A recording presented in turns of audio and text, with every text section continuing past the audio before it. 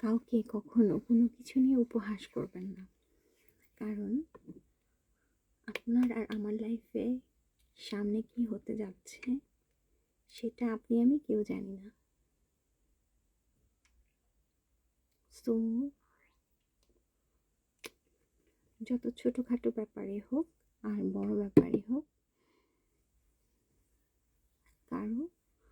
কাউকে কিছু বলার আগে অবশ্যই চিন্তা ভাবনা করে নেবেন।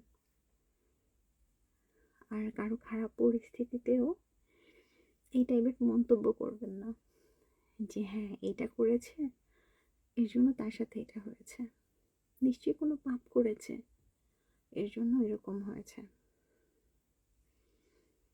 এগুলা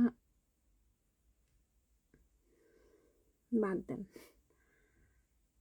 কার লাইফে কখন কি হবে সেটা কিন্তু আমরা জানি না।